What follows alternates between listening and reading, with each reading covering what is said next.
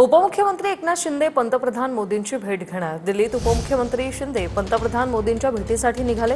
उपमुख्यमंत्री शिंदेंचा अचानक दिल्ली दौरा। प्रमोद जगताप आमचे प्रतिनिधी आपल्यासोबत फोन लाईनवरून जोडलेत। प्रमोद, काय माहिती?